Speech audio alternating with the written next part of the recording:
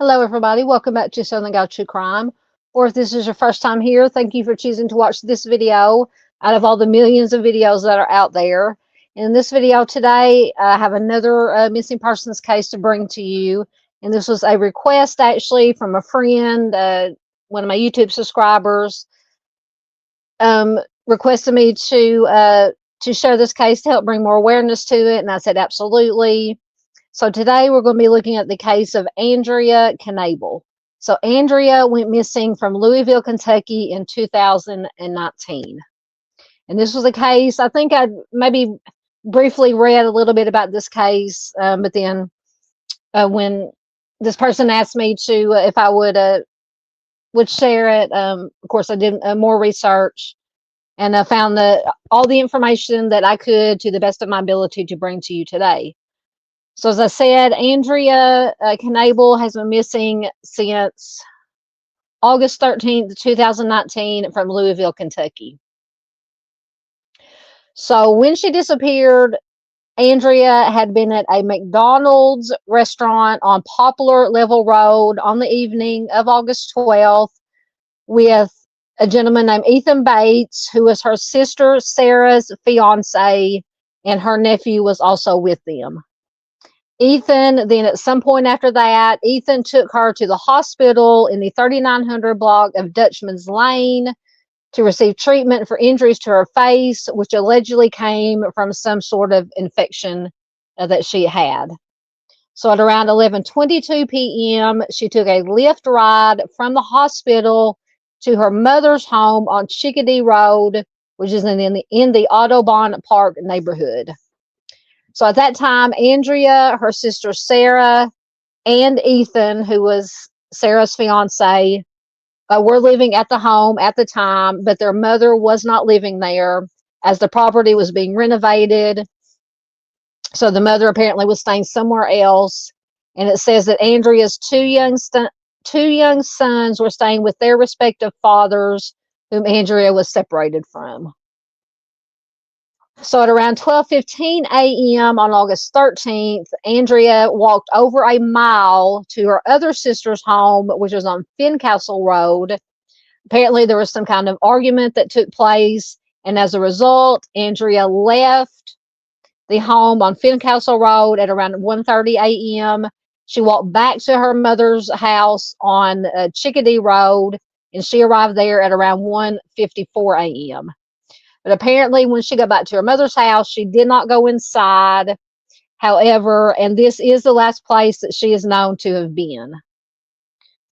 Now, her phone was still active at the Chickadee Road house at her mother's house at 6:31 a.m., which was several hours after she was seen. And after this, either the battery died or the phone was turned off, and all calls since then up to this, as I'm recording this, 2025, all calls to her phone have gone straight to voicemail. So the police did serve a search warrant on the Chickadee Road home, her mother's home, but they were unable to actually find the phone at the home. But that was the phone, or that was the place where the phone last pinged at around 6:30 a.m. So there are reports that Ethan Bates, who once again is Andrea's sister's fiance. There were reports that he was interviewed by police. He was ruled out as a suspect, although the police would not confirm it. Don't know why they wouldn't confirm it. And both of Andrea's children's fathers have also been cleared as suspects in her disappearance.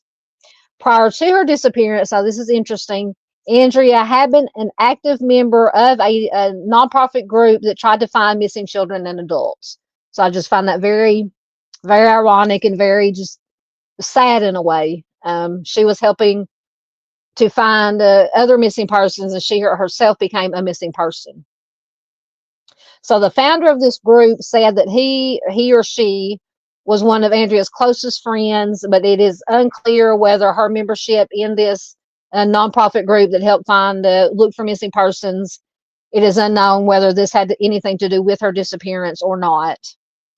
So Andrea had a marketing degree from the University of Louisville. She had worked as an analyst for Humana, but at the time of her disappearance, she was unemployed. She had been laid off. Her car had recently been totaled in a hit and run accident, and she was going through just some rough times. All of us at one time or another have just fallen on rough times. It seems like, the whole world is against you, and everything that can happen bad that can happen happens. So I'm sure you guys can relate to that. So her family was concerned about her mental health. They were trying to get her into counseling, and they said that was something that actually made Andrea very angry. So I don't know if that may have played some part in this argument that was had at the house that night with her other siblings. So since her disappearance, there's been no activity on her financials, any of her bank accounts. Her family stated that she was dedicated to her two children's well-being, and it is uncharacteristic of her to be away from them, and her case does remain unsolved. So the fifth anniversary, in 2024, which was the fifth anniversary of Andrea's disappearance, the family they had not given up hope, obviously, but they were still just struggling to keep their grief at bay, obviously. And her father said, you just learn to compartmentalize that grief. You keep your grief in just a dark little closet. And this, according to her father, Mike. He says, and you can keep it there for only so long, and it revisits you throughout the day. First thing in the morning, you think about it, or it just hits you, and then the last thing before you go to bed at night. And since his daughter's disappearance, Mike did endure dozens of just fruitless leads, false sightings, and he said that some sightings did take him into some kind of dangerous, sketchy situations. He said, we've had people that say that they've seen her in specific places, in specific houses. He says we've gone to trap houses that we thought that she was located in, which are places where traffic girls were supposedly also located at. And he said he's also had to, and this happens unfortunately a lot in missing persons cases, you have these scammers that call and say that they have your missing loved one, and if you give them X amount of money, they'll be returned. That just burns me up to my soul. So he said he unfortunately fell prey to, he says, dozens of calls of these kind of calls. And he says, generally, when you run into these scammers, they want money up front before they will show you proof of life. But then you ask them for proof of life up front, and then they just, because they are lying, they're scammers, they have no proof, they don't have the missing person, so they just go away and disappear. But he says what has not disappeared are the signs posted around the city reminding the public that the search for Andrea was still going on. And in the early days, the case prompted community searches. It attracted national attention. And in 2019, her father, Mike, says the further it goes, the more I fear that we won't see her.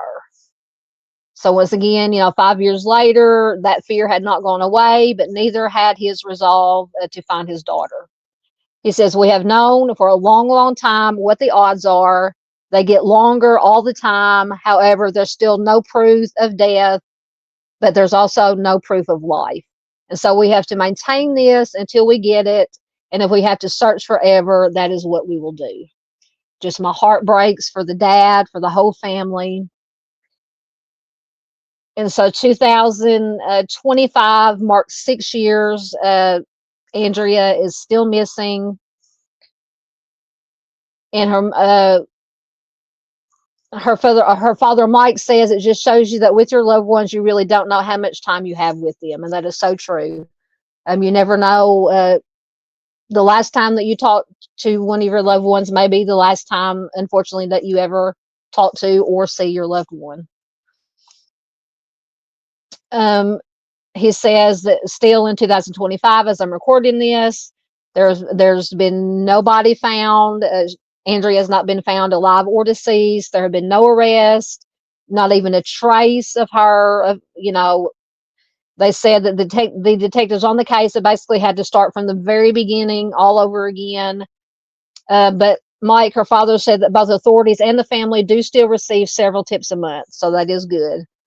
Now, some of these tips, in general, a lot of tips are, false leads, somebody thinking they saw, a misidentification, that it is the person that is missing. That happens, unfortunately. But still, the missing posters are still hung around the neighborhood of Audubon Park. The signs have aged, after 6 years from exposure to the elements, but they are still there. Mike says, I don't really know if this is a simple disappearance. She just walked away of her own accord.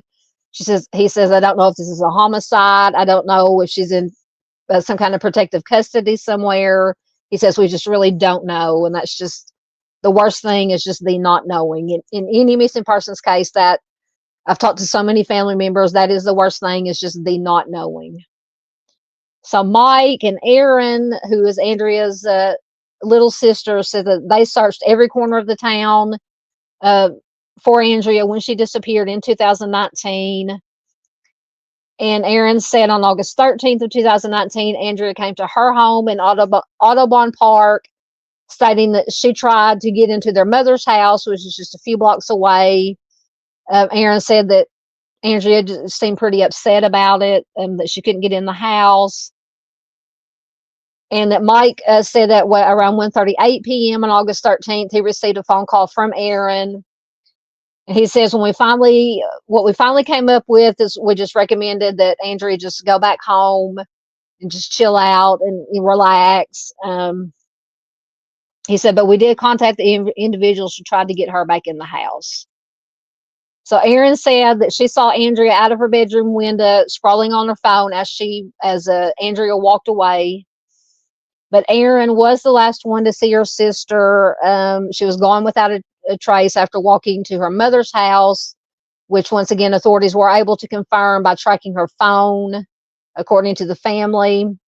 And Mike said there was just an awful, evil feeling. He said it was just like a mad scramble, trying to find Andrea, trying to figure out what happened to her. They didn't even find the phone, even though it last pinged at her mother's house. Before Andrea disappeared, her family said that she did dedicate her free time once again to help locate missing people with this nonprofit group. Erin, one of her sisters, says, if you went missing right now and Andrea was still here, she will be the one out looking for you. So once again, it's just so ironic, and to me makes it just that much sadder that Andrea once again helped try to locate missing persons, and she became a missing person. So now Erin has taken up that duty of trying to help locate and bring more awareness to missing persons. She says anyone is welcome to share their missing loved one, whether they have a police report or they don't know where their family member is.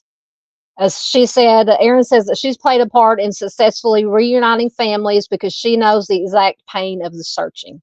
So because she's been through it now, she knows exactly how the families feel. She's been in there, kind of not in their shoes, but in the same shoes, having a loved one disappeared. Erin says it's the closest I can get to getting answers for my sister. So, of course, once again, the family is still waiting for any breakthrough whatsoever in Andrea's case. She says her father, Mike, says if she is still alive, we just want, if she's alive out there, if somebody finds her, they just want her to be restored. They just want her to get the help that she needs. And he says if she's not still with us, they just want her remains to give her a proper burial. So it's just, once again, just an all around sad situation, as all these cases, unfortunately, that I share with you guys here are just so sad. But once again, Andrea Michelle Knabel has been missing since August 13th, 2019 from Louisville, Kentucky. She was just 37 years old when she went missing. She is a white female. At the time she went missing, she was 5'7" tall and 180 to 190 pounds, with brown hair and hazel eyes. Her ears are pierced. She may have scarring on her face, maybe from the infection it talked about. And I apologize if I was pronouncing her name wrong. Her last name is pronounced Knabel. So it's Andrea Michelle Knabel. So if you have any information regarding Andrea's disappearance, her possible whereabouts, did you see something? Do you know something? If you see something, say something. If you know something, say something. No bit of information is ever too small, especially in these older cases, these colder cases. But you're encouraged to call the Louisville Metro Police Department at 502-574-7111 or the Clarksville Police Department at 812-288-7151. So you guys can help bring more awareness to Andrea's case by giving the video a like. Please leave a comment below. But the most important thing you can do is share this video anywhere and everywhere you can to all your social media platforms, so that Andrea's name, her face, her story stays out there, so that she is never forgotten. If you would like to help support the channel so we can keep bringing you cases like Andrea's, you can check out the donation links in the About section. Somewhere below, there's a little button that says thanks. You can push that, make a one-time donation for the video. If you would like to learn more about other missing persons cases and unsolved cold cases, please consider subscribing. As always, thank you for watching. Have a blessed day, and I will see you next time.